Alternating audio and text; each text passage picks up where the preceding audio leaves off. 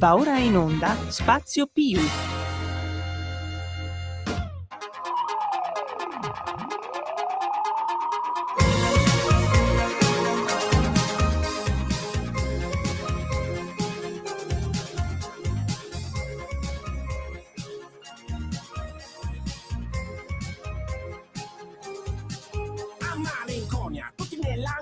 Che piangono, toccano il fondo come l'Andrea Doria. Chi lavora non tiene dimora, tutti in mutande, non quelle di Bora. La gente è sola, beve poi soffoca come John Bonham. La giunta è sorda, più di Beethoven quando compone la nona.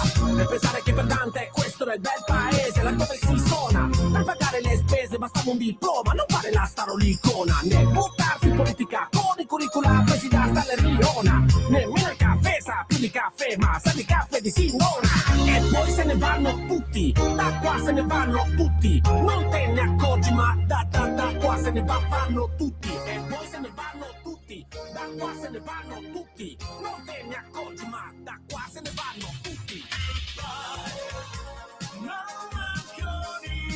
Come ti sei ridotta in questo stato? Dimmi chi ti ha ridotta in questo stato? Come ti sei ridotta in questo stato? Dimmi chi ti ha ridotta in questo stato d'animo.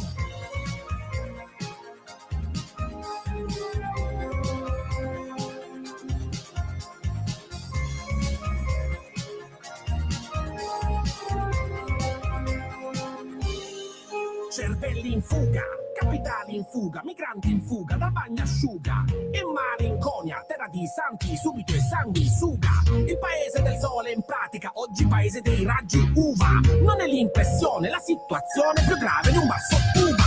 E chi vuole rimanere ma come fa? Ha le mani legate come Andromeda. Qua ogni rapporto si complica, come quello di Washington con Teheran. Si peggiora con l'età, ti viene il broncio da Gary Coleman. Metti nella valigia la collera e scappa da malinconia. Tanto se ne vanno tutti, da qua se ne vanno tutti, non te ne accorgi ma da qua se ne vanno tutti, da qua se ne vanno tutti. Buonasera a tutti dallo Spazio Più di Radio Libertà, chi parla il vostro sparacazzate preferito. Abbiamo cominciato con Caparezza, Goodbye Malinconia, che è una canzone di marzo 2011, stavo facendo il militare quando è uscita, quindi ecco perché l'ho voluta sentire quasi tutta, bei ricordi quando ero ragazzino. E insomma parla di questo, di un paese disperato dove la gente scappa, manco a farla apposta, una canzone molto profetica. Poi come fai a restare, perché la situazione si complica, come Washington con Teheran, nemmeno a farlo apposta. Insomma siamo nell'occhio del ciclone. Il mitico Caparezza ci aveva visto molto lungo, sono passati 15 anni da quando è uscita, pensate un po', e più si va avanti più avvera. Abbiamo detto chi parla vostro sparacazzate preferito, 0292947222, ripeto 0292947222 per chiunque volesse intervenire in diretta. A fianco a me il presidentissimo dei professionisti imprenditori uniti, nonché eminenza grigia di questa trasmissione, sua eccellenza Mimo Magnetta. Buongiorno, anzi buonasera a tutte quanti, a tutti quanti. E vi ringrazio per l'attenzione che ci dedicherete anche oggi. Noi dobbiamo sempre ringraziare i nostri ascoltatori, sì. perché sennò non avremmo motivo di essere qua, insomma. Sì, anche perché sicuramente c'è di meglio da ascoltare, però tuttavia se volete qualcuno che vi racconta le cose come stanno, senza fare sconti a nessuno, perché questa non è Radio Popolare che c'ha il governo amico, noi non abbiamo amici. Anzi, abbiamo un sacco di gente che ci odia a morte. E non siamo manco radicale che piglia un sacco di soldi pubblici. Anche se li hanno dimezzati, i poverini stanno a piagne perché invece di 11 milioni di euro ne prendono 5,5. Qua a Radio Libertà, se avessimo noi un quindicesimo di quei soldi, faremmo festa, ecco. Però c'è chi può e chi non può. Questo che vi invitiamo a mandare anche generi alimentari di conforto, perché noi qua riceviamo di tutto, oltre che le telefonate appunto in cui diamo spazio ai nostri ascoltatori per dire la loro. Noi riceviamo anche, se ci mandate qualche cosa, anche cotechini, zamponi, salami, formaggi. Sì, mangime per gatti, che c'è qualcuno che se lo mangia, ci siamo disperati. E quindi ragazzi, una mano al cuore e l'altra sul portafoglio, dateci una mano, radiolibertà.org, ci sono tutte le coordinate per darci una mano. E poi dobbiamo ricordare anche che cosa accadrà il 22 e il 23 marzo, che sono una data, sì, c'è il una data referendum importante. per la giustizia. È importante che alziate le terga, andate a votare un sonoro sì, perché altrimenti tutto resta come prima. Ero indeciso, guardate, avrei voluto mettere una bellissima canzone di Fabrizio De André che fa: ti impiccheranno Giordi con una corda d'oro, è un privilegio raro, rubo 6 cervi dal parco del re, vendendoli per denaro. Poi fece il remix: così ti impiccheranno con una corda d'oro, è un privilegio raro. E insomma, se per gli amici del no ci sarebbe ancora quella giustizia là.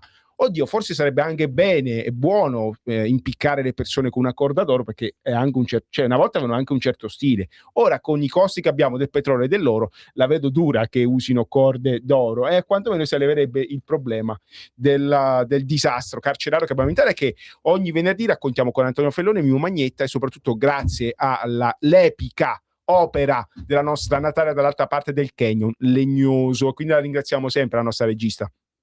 Voglio anche ringraziare Giorgia che vedi, non ci accusate di lavoro minorile, ma dietro il bancone anche lei a dare una mano. Pensate quanto siamo disperati. Ecco, non dico oltre, perché sennò poi arriva la finanza con gli elicotteri, ci arrestano tutti.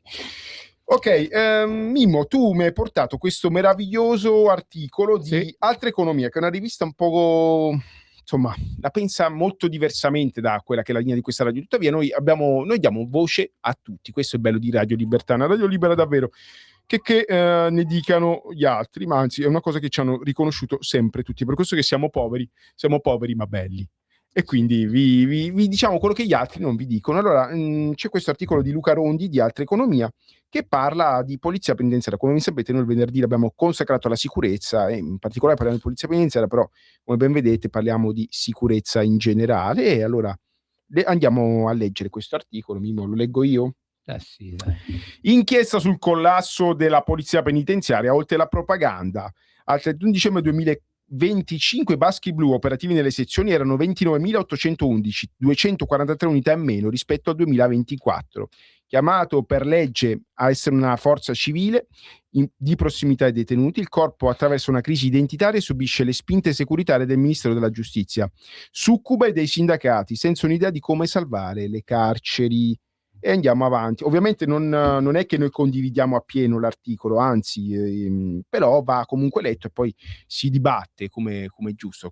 Si può dire quello che si pensa. Se volete interverrò con delle note di redazione, come fanno nelle radio serie, visto che sono iscritto all'albo e quindi me lo posso permettere. Sì. Sono all'albo come dilettante, sono iscritto, ecco, ci tengo. Noi siamo volontari perché non abbiamo i soldini per pagare i giornalisti, quelli bravi.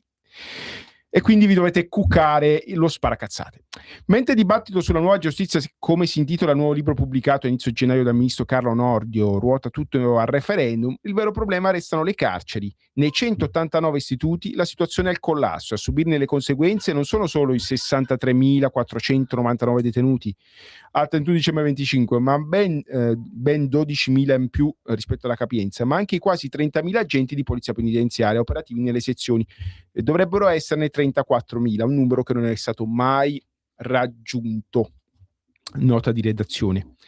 Sono lì loro i primi a pagare il vizio all'origine, che consiste nel capire che cosa deve essere il carcere oggi. Su questo non c'è un'idea, non c'è un progetto, un disegno di base, ma l'illusione che con l'esercizio del potere attraverso circolari e ordini di servizio si salvi il salvabile.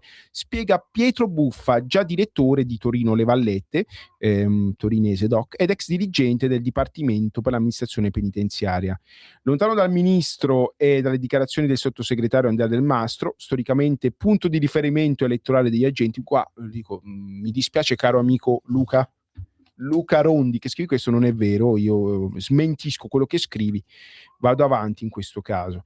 Una confusione che è soprattutto identitaria. Quando nel 90 la polizia penitenziaria è stata smilitarizzata, l'idea alla base era quella di istituire un corpo civile fatto di agenti di prossimità che svolgessero sì un compito di sicurezza, ma soprattutto un'attività di contatto con i detenuti per osservarli e restituire a chi di dovere. Un ruolo che sempre di più viene rinnegato, come dimostra la formazione impartita ai nuovi agenti.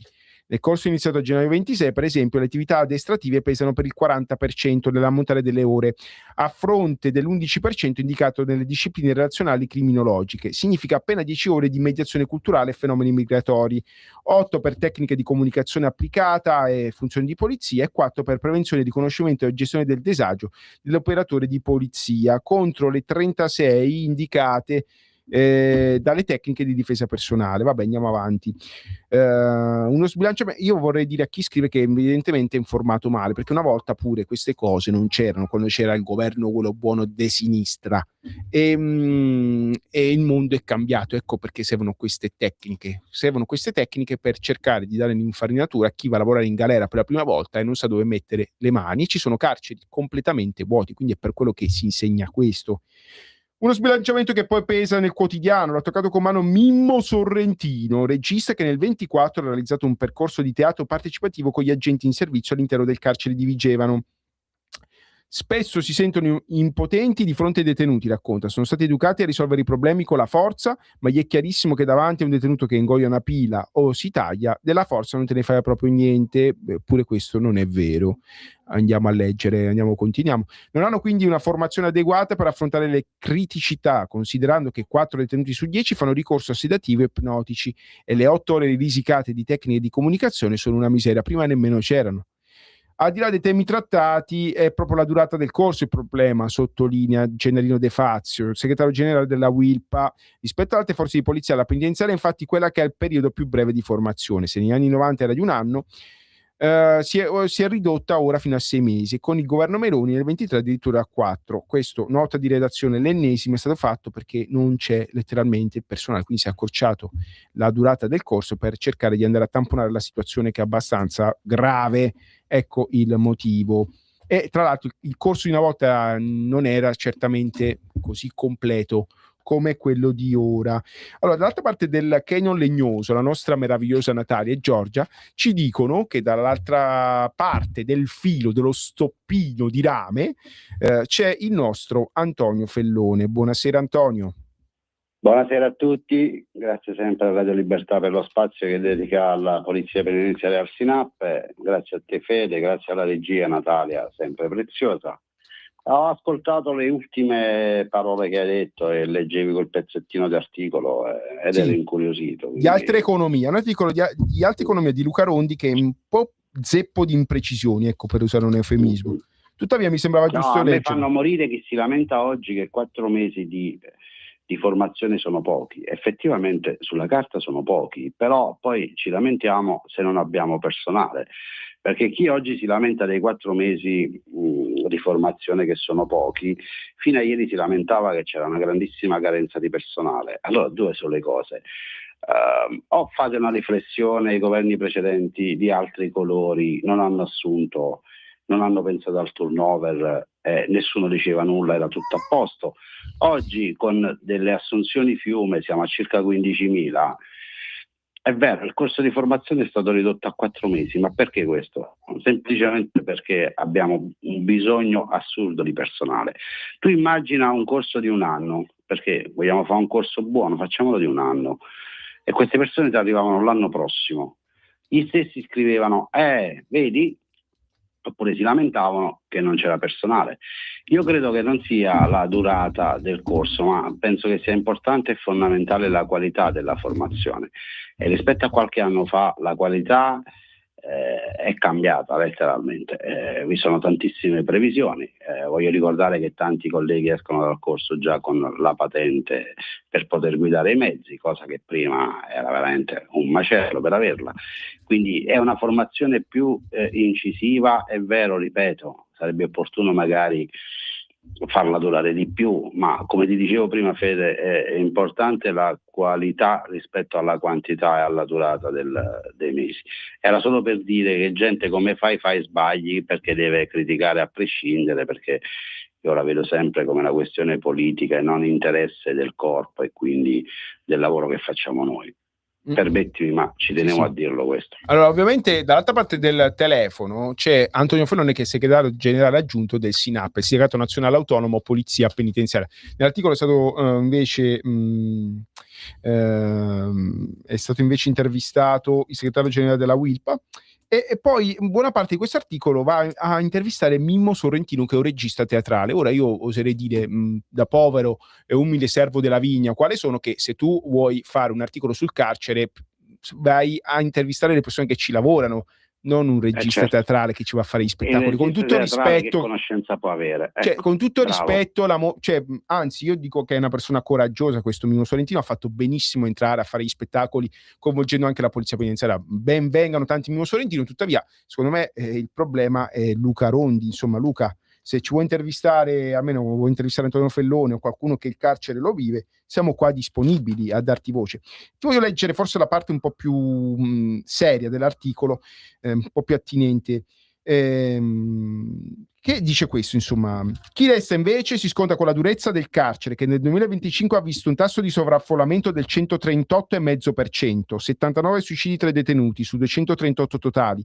con il 56% di istituti che hanno le celle senza doccia. Un inferno che per De Fazio è fatto di turni di 26 ore continuative. Questo, senza offesa, non l'ho mai visto, nemmeno Stakhanov nel Donbass ha fatto mai 26 ore. Ovviamente noi salutiamo gli eredi di Stakhanov, gli amici del Donbass che ci ascoltano, però 26 ore continue nemmeno nelle peggiori miniere sovietiche sono state fatte. Chi vi parla è arrivato a fare 18-20 ore, sì, ma 26 no. Senza straordinari retribuiti, stipendi bassi, condizioni di lavoro molto critiche e strutture fatiscenti in cui la tensione è altissima. Secondo i dati del sindacato, nel 2025 le aggressioni sono state 3.410, hanno interessato un agente su 11, un rapporto che per la Polizia di Stato scende a 1 ogni 100. Ecco, questo è il dato che secondo me era più interessante. Antonio, lo voglio rileggere. Sì, secondo i dati del sindacato, per far capire la diversità di lavoro, Antonio, perché uno dice poliziotto rischia tanto. Io vorrei dire, non per tirare acqua al mulino della polizia penitenziaria, però rischia molto di più chi lavora in carcere, perché se rapporta la Polizia di Stato, chi lavora fuori è 1 ogni 100, qua siamo a 1 ogni 11. Mi taccio, lascio parlare te, Antonio. No, dicevo semplicemente che sì, il dato della polizia penitenziaria, a parte non possiamo fare un confronto con la polizia di Stato, perché bisogna capire i numeri reali della polizia di Stato, che sono certamente almeno 3 volte rispetto a noi. Partiamo dal suo presupposto, e poi sono dati che io, con tutto il rispetto, non prendo dai giornali e né da qualsiasi altro sindacato, ma se ho bisogno di questi dati vado sul sito del Ministero degli Interni, che certamente non saranno questi qua.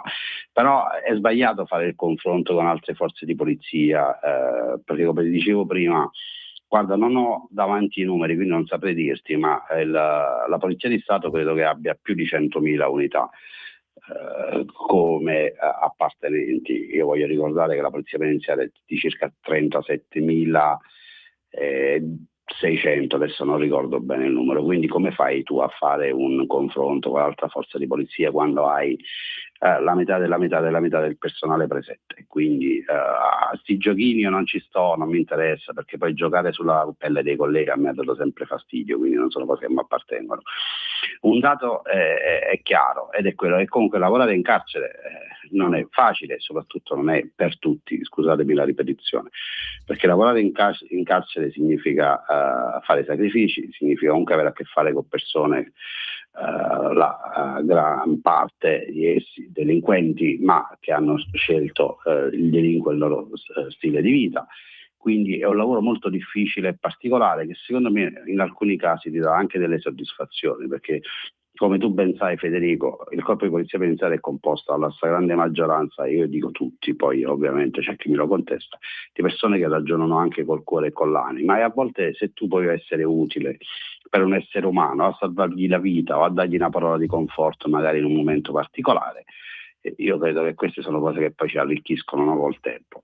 Ma andare sul giornale e dire sempre la stessa cosa, imbattersi con la carenza di personale, con le aggressioni, per il gusto, io parlo a carattere generale, non sto parlando di quello che hai citato tu prima, delle persone che hai citato tu prima, io parlo a carattere generale, per il gusto di un mero attacco al governo lo trovo veramente squallido, semplicemente perché le stesse persone c'erano anche più di 3 anni fa, però io non leggevo tutte queste interviste scandalose, quando poi c'era veramente da denunciare. Noi l'abbiamo sempre fatto, Federico, noi da 8 anni che facciamo questa trasmissione abbiamo sempre denunciato il vero, a prescindere dai colori. Antonio, posso vedere il lato positivo? Secondo me, bene o male, purché se ne parli.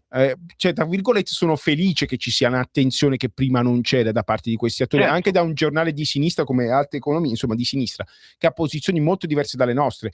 Poi però ti voglio leggere dei trafiletti, quando puoi e vuoi, che, vai. Che secondo me sono raccapriccianti, ecco, soprattutto da un giornale che dovrebbe essere di sinistra, vicino ai lavoratori. Senti, intervistano ora Mauro Palma, che è garante dei detenuti, se non erro, ex garante nazionale dei detenuti. Non è più in carica. Però insomma ti lascio, e il giornalista non si permette di replicare a queste parole, che per me sono gravi, e vado avanti. Mauro Palma dice: l'eccessiva sindacalizzazione è un problema decisivo per la polizia penitenziaria, sottolinea Palma, riferendosi alle 8 sigle sindacali esistenti per 37.000 membri in organico. Gli agenti operativi in sezione sono, come detto, circa 29.000, che possono avere più tessere contemporaneamente. Questo significa che la rappresentanza dei sindacati è da un lato è falsata e dall'altro tende a non perseguire l'interesse generale. Se ogni iscritto contribuisce alla rilevanza numerica di 3 differenti realtà, l'autonomia decisionale delle differenti sigle è minima. Così il sindacalismo fa da coro di supporto a chi esercita l'azione amministrativa e non l'interesse degli agenti. In pratica Mauro Palma dice che il sindacato della polizia penitenziaria è il potere, il servo del potere.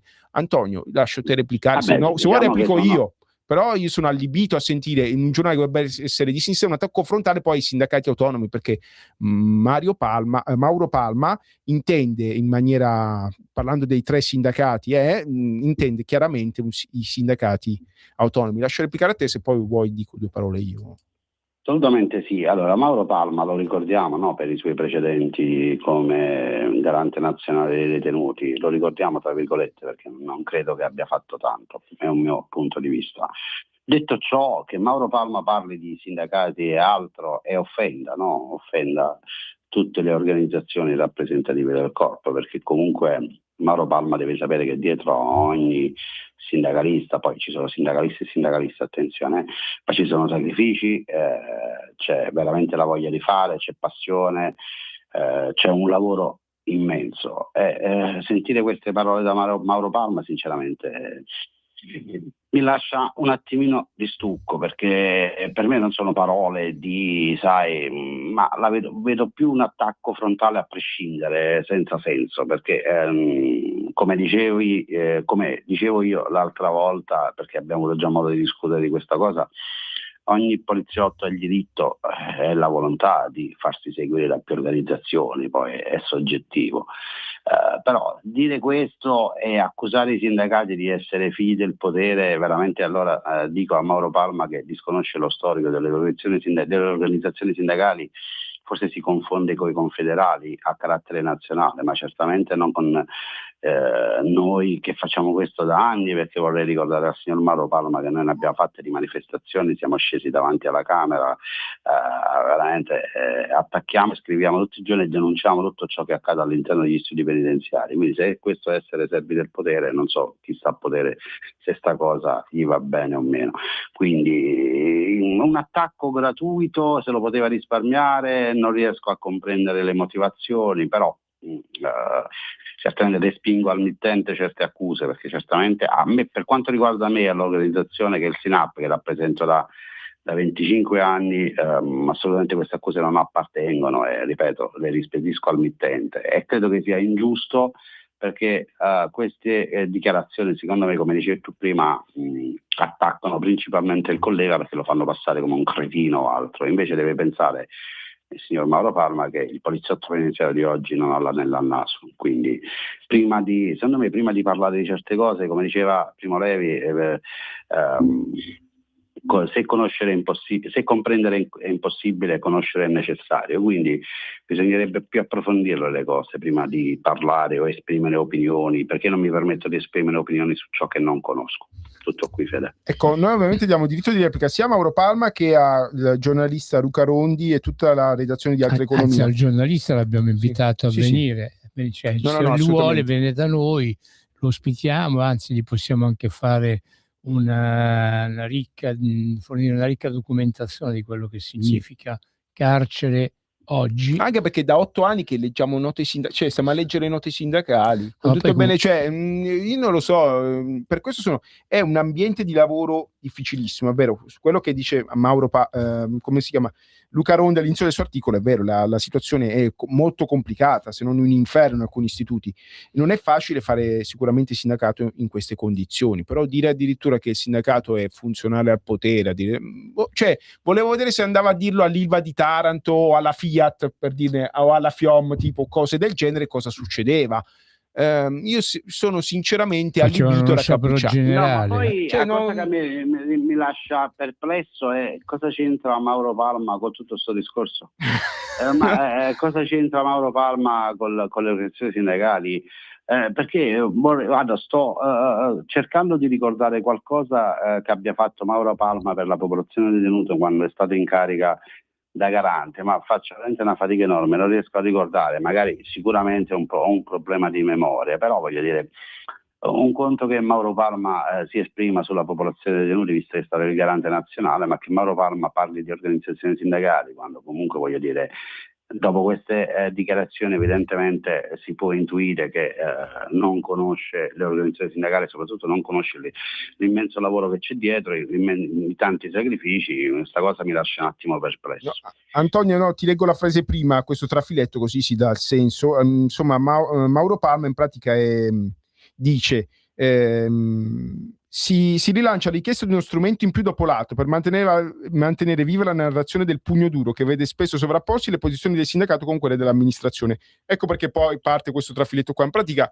Mauro Palma dice: i sindacati buttano benzina, vogliono la guerra in carcere, stanno raccogliendo. Ecco, leggendo alla luce di questa frasetta prima del trafiletto, forse peggiora ancora di più la situazione. Io vorrei dire che il sindacato chiede gli strumenti e le forniture che dovrebbero esserci per legge per poter fare il servizio nei migliori dei modi. Ecco, non penso che nessuno abbia chiesto i carri armati cingolati, i missili Patriot in carcere o chi ne ha più ne metta, visto la situazione internazionale. Tuttavia, se ci sono presenti, se secondo legge, secondo norma, ecco, da norma dovrebbero esserci presenti alcune forniture come ad esempio le tute antiaggressione, i guanti antiaggressione, le maschere antifumo, perché pure quello succede, ci sono incendi, lo scudo, la tuta protettiva in caso di rivolta, che prima non c'erano tutte queste forniture, tutti questi strumenti che sono previsti per legge. Qua non parliamo di ammazzare nessuno, parliamo di difesa personale. Ecco. Vabbè, Fede, voglio ricordarti che la buona Ilaria Cucchi ha detto che comunque lo spray peperoncino in dotazione alla polizia penitenziaria era un qualcosa di eccessivo, di assurdo.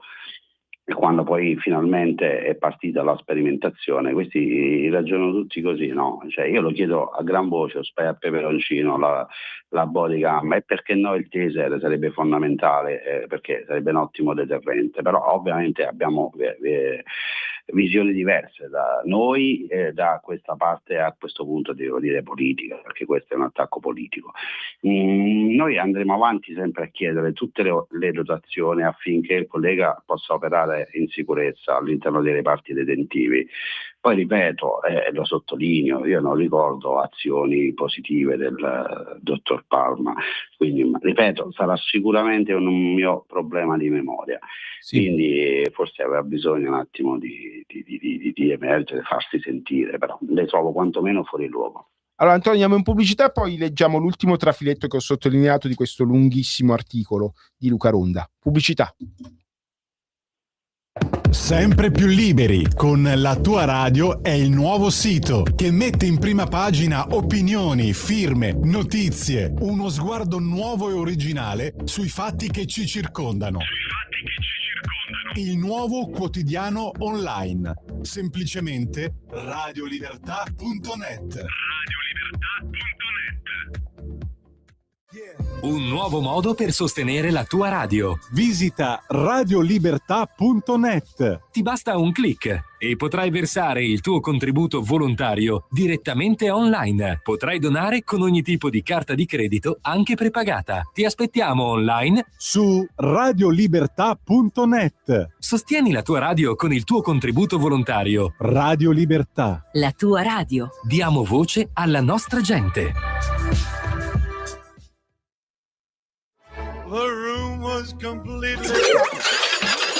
Stanco di perderti i tuoi programmi radiofonici preferiti? Vorresti la tua musica, le tue voci amate sempre con te, ovunque tu vada? Radio Libertà, l'applicazione che trasforma il tuo smartphone e tablet nella tua radio personale. Scaricala ora, è gratis per i dispositivi Android e iOS. Avrai tutta la programmazione quotidiana di Radio Libertà a portata di mano. Scopri di più su radiolibertà.net. Semplicemente la tua radio. Radio Libertà. In un mondo in cui i mezzi di informazione vanno verso una sola voce, una radio che di voci vuole averne tante.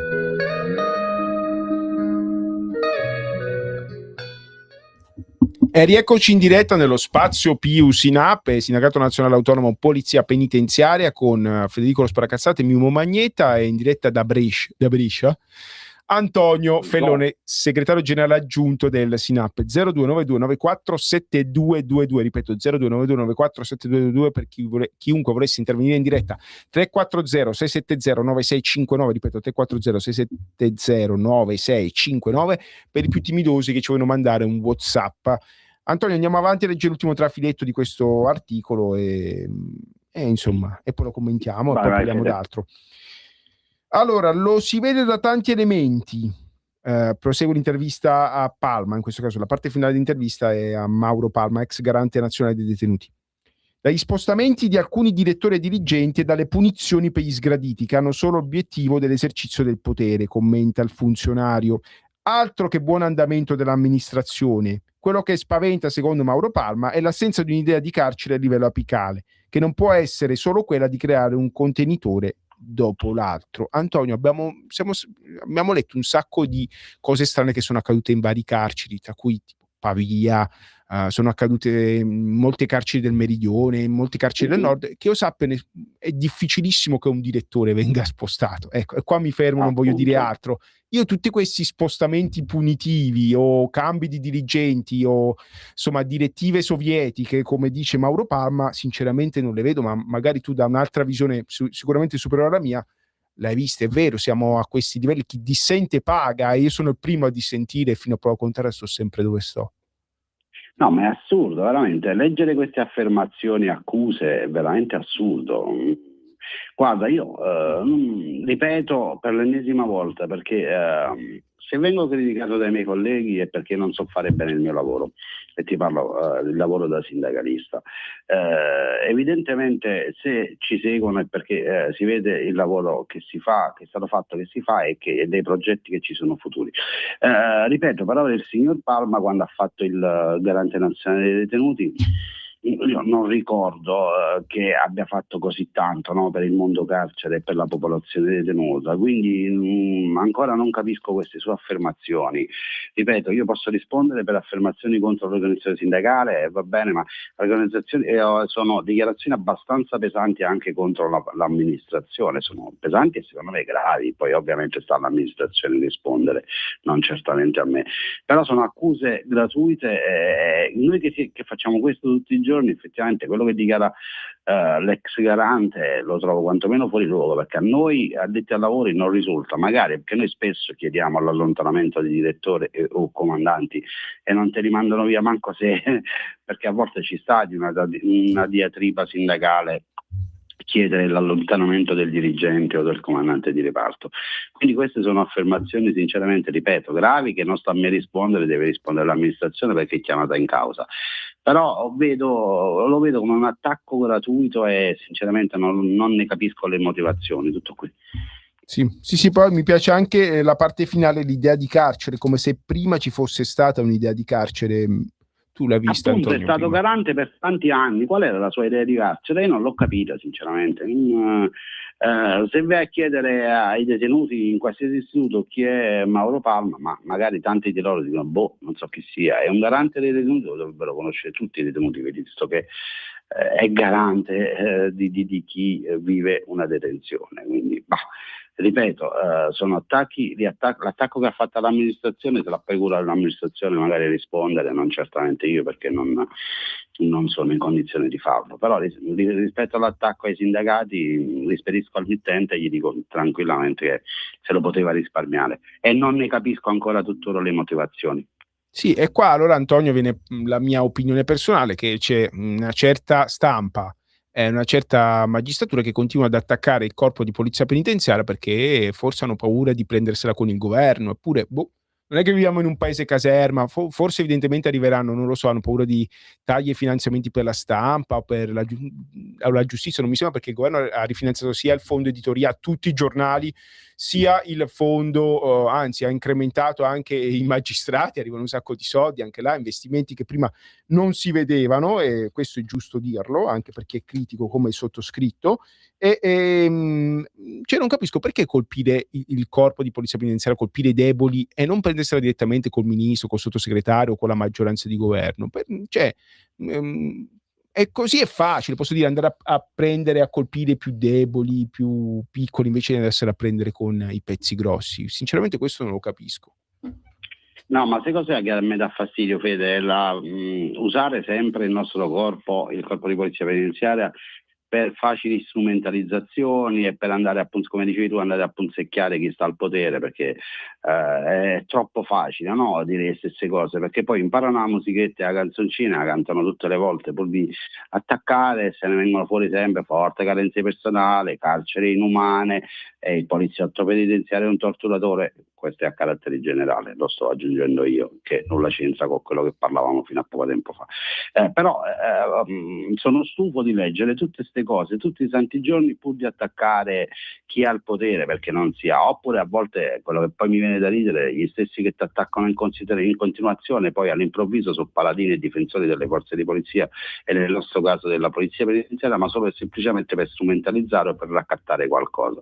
Su questo veramente sono stufo, perché ripeto, hanno capito che il carcere dà risonanza, hanno capito che il carcere è un argomento abbastanza sentito, e quindi usano il carcere e la polizia penitenziaria per tirare fuori magari attacchi personali o rancori verso altri, o verso magari, ripeto e sottolineo, non sto dicendo questo rispetto all'articolo che abbiamo appena letto, ma sto parlando a carattere generale, magari qualcuno che è stato silurato o non è stato accontentato, eccolo lì che ti esce fuori con delle dichiarazioni pur di attaccare chi magari secondo lui l'ha ostruito per arrivare a qualche cosa. Questo è sbagliatissimo, perché io credo che ci voglia rispetto per 37.000 uomini che tutti i giorni fanno il proprio dovere con tanta professionalità e mettendo comunque a repentaglio il rischio della propria vita, la sicurezza in generale. Quindi spostate l'attenzione verso altro, cioè basta parlare di solite cavolate pur di andare sui giornali o di sputare veleno contro a chi magari non è stato accomodante verso le vostre richieste. A me è quello che dà fastidio, e ripeto e lo ribadisco, parlo a carattere generale, anche a parte di alcuni sindacati a questo tipo di atteggiamento. Tu mi dai, sei amico mio, non mi dai, magari io ti attacco, ed è sbagliatissimo, perché comunque si perde il valore del sindacato e si perde soprattutto il rispetto che tu devi avere nei confronti di chi rappresenti, no? Perché tu devi rappresentare le persone e quindi tu devi denunciare i torti o un qualcosa che non va per rispetto di queste persone. Non devi fare del sindacato un'arma da usare per i propri interessi. Io parlo di sindacato, ma parlo pure di atti politici in generale. Sai, Antonio, qual è il problema? È che ormai ogni atto politico viene usato per portare l'acqua al proprio mulino. Per dire, io ultimamente ogni cosa che viene decisa da un governo diventa strumento appunto per soprattutto c'è una che è scatenata, la slang. Ogni volta che qualcuno del governo dice qualcosa, le parte in quarta sparando un sacco di fesserie.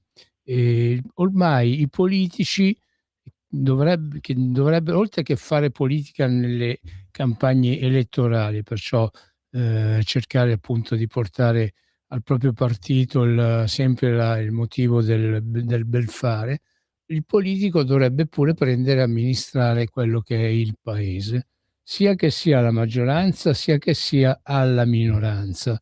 Questo in Italia non succede più. Pare che non succeda anche in altri paesi, perché io ho visto i risultati che ci sono stati in Germania l'altro giorno, dove appunto il partito di estrema destra ha preso quasi il 20%. No, l'8% nel Baden-Württemberg. Io ho visto che ha preso ha preso il 18%. Nella borghesissima Stoccarda, nel borghesissimo sì, non solo all'est, ma anche nella vecchia Germania dell'est, nella anche Svezia, per intenderci, sì.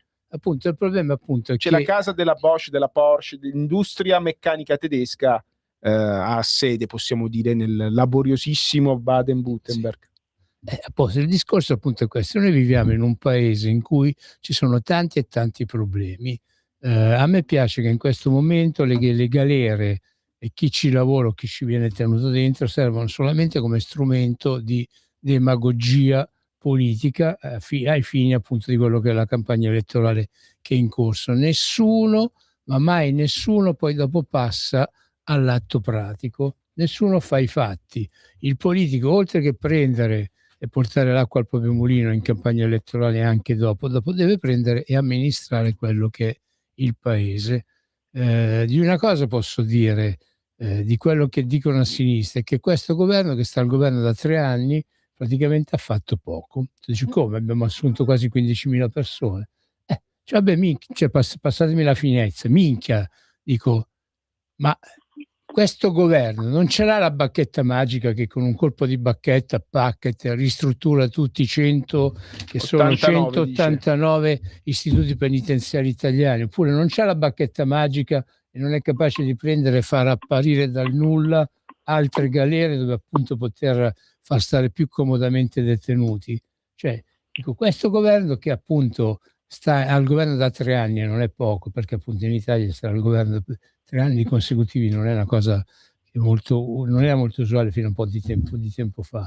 Dice, allora che cosa ci sta a fare? Ecco, allora io mi pongo la domanda, ma questi che oggi fanno tutti questi ragionamenti, e ci metto dentro anche sto giornalista Luca Rondi, no? Che chiaramente lui si va a documentare da chi può, da chi gli sta ma si può venire a documentare anche qua da noi, mica lo mangiamo. Sì, volendo appunto può venire a bere qualcosa, noi. io farò pure qualcosa da bere. Qual è il problema? problema? Il problema è questo, qua c'è gente che gioca a prendere, a usare ogni atto che succede, soprattutto nelle patrie galere, per prendere e poi di ripetere il solito ritornello: non andate a votare sì, ma votate no, perché se votate sì appunto questo governo ci toglie tutta la libertà, si impossessa di tutto il potere. Ma magari fosse che in Italia potesse venire fuori, potesse andare al potere un partito che con un colpo di bacchetta piglia e risolve i problemi che per 12 anni hanno ignorato, perché appunto noi tante volte l'abbiamo detto durante la nostra trasmissione, per 12 anni chi sono stati al governo prima e se erano del centro-sinistra non hanno fatto nulla. Adesso addirittura io sento parlare dei partiti dell'opposizione, della sinistra, che appunto la polizia penitenziaria è in carenza d'organico. Grazie al cavolo. Ripeto, però appunto questo governo ne ha assunti 15.000. Loro nei 12 anni che ci sono stati, che cosa hanno fatto? Non hanno fatto né merita mazza, no? Ecco, allora il discorso appunto è questo: dobbiamo smettere di farci prendere per il naso, perché appunto l'opposizione in pratica criminalizza, usa ogni minima occasione la usa per dare addosso a questo governo. Ecco, non ultimo per esempio i fatti che sono accaduti, l'inchiesta che è spuntata fuori a Casal del Marmo a Roma, no? Sì, dove appunto 10 vostri colleghi sono 13 ora sono saliti, 13, sì. Ecco, praticamente anche quello che è accaduto appunto a Casal del Marmo viene usato appunto per spingere la gente ad andare a votare no invece che sì. Ecco, dobbiamo smettere. Sì, ma in effetti c'è quello che è vergognoso in questo articolo, che ci sono 3 trafiletti che dicono vota no, vota no, vota no. Il libro certo, è ovvio, stanno strumentalizzando il tutto, ragazzi, stanno strumentalizzando il tutto. Mi collego a quello che diceva Mimmo e concordo e sottoscrivo assolutamente tutto giusto. Visto che siamo a Radio Libertà, comunque ascoltatissima anche a Brescia, se mi permettete 30 secondi, proprio per collegarmi a quello che diceva Mimmo. C'è una strada qui a Brescia, si chiama la Corde Molle, un accordo firmato dall'allora ministro Del Rio, PD. La strada doveva essere messa a pagamento. In questi 3 anni di governo di centrodestra, quindi il ministro delle infrastrutture e trasporti Matteo Salvini doveva farla già pagare dal primo giorno, invece si è impegnato dicendo: guardate, finché posso non la pagate.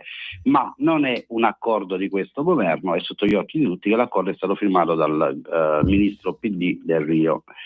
Oggi che sono finiti i fondi che il ministro aveva messo a disposizione e nonostante che 3 anni l'ha tenuta in maniera gratuita, anche se il danno non era stato fatto da questo governo, questo accordo, la società che tiene in mano l'accordo sta premendo affinché il tutto diventi a pagamento, ed è diventato, ai noi, a pagamento da una settimana. Udite, udite, la colpa di chi è? È di Matteo Salvini, quindi del ministro delle infrastrutture, che non ha tenuto in maniera gratuita questa strada. Antonio, sono passati 30 secondi, adesso abbiamo un ascoltatore in linea, perciò diamo la parola al nostro ascoltatore. Assolutamente sì, no, questo per far capire la strumentalizzazione. Siamo alle solite. Buongiorno, chi sei, da dove chiami? Sì, Lisetta, buonasera a tutti. Buonasera. Allora, l'aumento dei delinquenti secondo la sottoscritta. Allora, in Italia negli ultimi 20 anni ci sono stati svariati provvedimenti, mi sembra di legge, a favore dei delinquenti. Allora, l'indulto nel 2006, il decreto svuota carceri mi sembra nel 2013. Tanti, non uno. Scusami. Penalizzazioni nel 2016, decreto salva ladri nel 2017, per arrivare, loro signori, alla famigerata legge Cartabia, approvata giusto in tempo prima delle ultime elezioni, mi sembra. Sì. E scusate se ne ho dimenticato qualcuno. Se le tesi, ragazzi, anticarcerazioni fossero valide, secondo me il problema del sovraffollamento carcerario dovrebbe essersi già risolto da anni e anni. Invece è successo esattamente il contrario, come è perfettamente logico che accada. Le carceri sono tornate puntualmente a riempirsi come prima, a fronte però, mi sembra, di un numero sempre maggiore di delinquenti conclamati lasciati in libertà. Tutto qua, io vi saluto ragazzi e buona serata. Grazie Lisetta, come sempre attentissimo. Antonio, vuoi dire qualcosa tu? No, volevo concludere quello che stavo dicendo prima. Semplicemente loro oggi l'hanno buttata sulla politica e cercano di strumentalizzare il tutto pur di andare contro questo governo. Ripeto, lo dico ai bresciani, tantissimi bresciani che ci ascoltano: non date la colpa, perché non ha nessuna responsabilità il ministro delle infrastrutture Salvini, ma piuttosto andate a leggere l'accordo che ha firmato il ministro Del Rio con questa società. Quindi se per 3 anni è stata gratuita è solo grazie a questo governo e al ministro delle infrastrutture. Basta, il resto sono chiacchiere, il resto sono le risposte le deve dare il ministro Del Rio e il PD, che è colui che ha firmato l'accordo qualche anno fa per la Corde Molle. Chiudo per dire proprio: le stanno provando tutte pur di andare contro al governo, perché anche io a volte ascolto dei ragionamenti sul discorso del referendum e lo voglio ricordare, mi raccomando, perché questi signori di sinistra pur di andare contro al governo andranno a recuperare persone in ospedale che barelle li portano a votare. Noi andiamo a votare tutti, ma andiamo a votare con la consapevolezza che vogliamo farlo semplicemente per cambiare un qualcosa che non va. Non vediamolo come voto politico come fanno loro, ma vediamolo come voto che possa indirizzare il nostro paese verso situazioni certamente migliori rispetto ad oggi, perché io credo che a ognuno di noi può capitare un giorno, potrebbe capitare, facciamo tutti gli sconti del caso, di incorrere in un processo e altro, e quindi tutti noi dobbiamo auspicarci un processo giusto. Ad oggi alcuni processi non potrebbero risultare equi semplicemente perché c'è un forte conflitto di interessi. Quindi andate a votare tutti, e andate a votare ovviamente sì, alzate il sedere 10 minuti, andate e date il vostro contributo, perché c'è bisogno di cambiamento, perché dall'altra parte la stanno buttando sulla politica, la stanno buttando sulla caciara, anzi stanno dicendo la qualsiasi pur di confondere le idee alle persone. Chi non è convinto o chi magari pensa che sia una cosa che non serva, si vada ad aggiornare, vada a leggere, legga la riforma e con la propria testa vada a votare. Quindi è l'invito che faccio, perché la mia preoccupazione è solo questa, perché di là, pur di andare contro il governo, fanno l'impossibile. Dalla parte nostra spesso, ma sì, ma dai, non voglio, non c'ho voglia. Andate a votare e votate sì, che è fondamentale, 22 e 23 marzo. Anche perché andando a votare il 22 e il 23 marzo si darebbe compimento a quello che fu iniziato decenni fa da Giuliano Vassalli, che è stato ministro della giustizia, e appunto con quello che era il nuovo codice di procedura penale, però appunto in pratica è rimasto un cambiamento, ma zoppo, cioè andando Monco, sì, sì. andando a votare si completerebbe quello, perché praticamente fu varato appunto questo nuovo codice di procedura penale, ma rimanendo con questa struttura qua in pratica non si dà modo appunto di attuarlo concretamente. Sì, sì. Ci sono insigni giuristi che lo dicono, volendo comunque senza andare a cercare gli insigni giuristi potete andare anche a cercare sui social quello che ha detto ultimamente Antonio Di Pietro. Sì. Infatti ci sono tantissime persone di sinistra, di sinistra anche estrema, che hanno una storia seria, a differenza di chi ora governa il PD nella sinistra, che dicono io vado a votare sì. Perché voglio dirvi, cari amici a casa, anche quello, io non vado a votare, che me ne frega a me con i giudici, i tribunali, non ho mai fatto. No, caro Pirla a casa, sappi che la giustizia, come la fortuna, è cieca. Un giorno può venire a cercare anche te per una cosa che tu manco immagini, e si può restare ostaggio, te, i tuoi beni, la tua famiglia, tutta la tua vita, il tuo lavoro, per niente. Ci sono storie che sono la normalità, la quotidianità, queste storie di mala giustizia quotidiane. Può succedere a tutti. Andiamo a votare per il nostro sedere prima di tutto, perché avere una giustizia giusta è la base dello Stato democratico. Non c'è democrazia senza una giustizia giusta. E voglio dire un'altra cosa: se su 27 paesi dell'Unione Europea, che a me non piace, sapete benissimo, solo 2 non hanno la separazione delle carriere, Italia e Grecia. Ecco, diciamo che il sistema greco non è che sia un granché, non è che ve lo dico io, ve ne accorgete da soli. La Grecia è ultima, l'Italia è penultima in quasi tutte le cose in Europa e nel mondo. Ecco, dovremmo andare verso il meglio. In tutti i paesi normali la magistratura inquirente e giudicante, cioè la pubblica accusa, il pubblico ministero e il giudice che giudica sono separati. E il pubblico ministero fa le indagini, fa le inchieste, fa il poliziotto, poi no, diventerà un super poliziotto. È quello il suo lavoro. È quello il suo lavoro, e non può essere un collega, avere lo stesso sindacato e andare a votare per la carriera del giudice che deve giudicare e viceversa. Non esiste da nessuna parte, come non esiste da nessuna parte che il Consiglio Superiore di Magistratura, l'organo che dovrebbe governare la magistratura, sia una riproduzione in miniatura del Parlamento. Cari magistrati del CSM, sappiate che il Parlamento è una cosa, la magistratura è un'altra. Questa è una degenerazione che può essere risolta solo e soltanto con questa riforma di rango costituzionale. Sappiate che se era una cosa negativa non vi avrebbero lasciato scegliere. C'è un motivo se vi chiamano a dire sì o no. E quindi la storia e la Costituzione la potete scrivere voi, perché sappiate che questa è una Costituzione viva e può essere modificata. Lo volevano anche Falcone e Borsellino, tutto questo, 2 persone che sono morte, e c'è un motivo. Ci sono, che ne dica Gratteri, svariate interviste sia di Falcone che di Borsellino che chiedono la separazione delle carriere. Poi abbiamo Di Pietro, abbiamo eccellenti magistrati, poi abbiamo anche Gratteri che minaccia i colleghi del Foglio, a cui voglio dare tutta la solidarietà, perché penso che uno può dire quello che vuole senza essere minacciato dopo il referendum. Facciamo i conti. Ecco, si dice sempre che quelli per il sì esagerano, anche quelli per il no esondano in questo caso. Non mi sembra giusto andare a minacciare velatamente delle persone che lavorano. Il Foglio ti può piacere o meno, ma non è questo. Noi con Luca Rondi non ci siamo permessi di, anzi abbiamo letto, senti Luca, non pensiamo quello, non siamo d'accordo con quello che scrivi, vieni qua e ne parliamo. Io vorrei che Gratteri dicesse le stesse cose, non che chi va a votare sia un mafioso o un massone. Questo non è da paese civile, però questo vi faccia pensare, voi che siete indecisi, voi che non sapete cosa votare, o anche voi che volete votare sì, però ma io devo andare col camper a fare la gita con i miei figli. 10 minuti prima di partire col camper ce l'hai sempre, anche lunedì se vuoi, per andare a votare, perché si vota 2 giorni, ti fermi un attimo, 10 minuti, non c'è fila, perché sì e no, è facilissimo andare a votare per un referendum. Vai, fai il tuo dovere e fai il tuo dovere per te e per i tuoi figli, e dimostri a chi dice certe scempiaggini che non sei né mafioso né massone se pensi con la tua testa e decidi di votare quello che più ti aggrada. È esercitare un diritto democratico.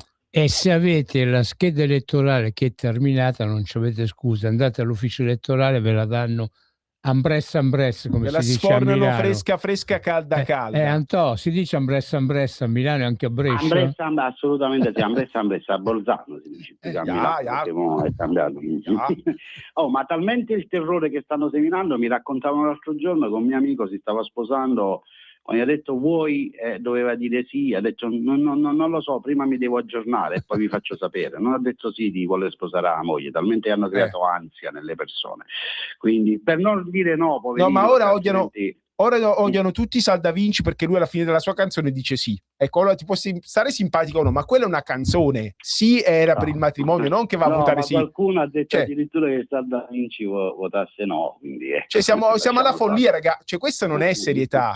Questo è il fronte del no. Sono i magistrati che dovrebbero garantire la giustizia in Italia, ragazzi. Fate voi, però insomma stiamo scherzando, ragazzi, ma ci rendiamo conto dove siamo arrivati? Dobbiamo parlare del merito delle cose, non se Salda Vinci vota sì o no. Abbiamo toccato il fondo, mi metto anch'io dentro. O avete toccato il fondo, ma devi fare attenzione a dire avete, perché poi ti ritrovi con dei braccialetti che non sono d'oro al polso, ma sono di acciaio inox. Però abbiamo terminato il nostro tempo. Sì. Boh. Sì. Allora, grazie dell'ascolto. Restate sempre su Radio Libertà per seguire le prossime trasmissioni. Arrivederci. Mercoledì vi aspetto tutti a Piazza Plebiscito a Napoli per il 209esimo anniversario del Corpo di Polizia Penitenziaria. Sarà una manifestazione sicuramente bella ed emozionante. Quindi ci vediamo mercoledì per chi può, Piazza Plebiscito Napoli alle ore 11 del mattino. Da sabato 14 sono già presenti con quegli stand della specializzazione del nostro corpo lì sempre a Piazza Plebiscito, quindi accorrete perché il nostro corpo, come dico io, non è secondo a nessuno. Quindi grazie a Radio Libertà, grazie a te Mimmo, grazie a Federico, ci sentiamo venerdì prossimo e come dico sempre, viva la Polizia Penitenziaria e viva il SINAP. Informate sì. Ciao. Avete ascoltato Spazio Più.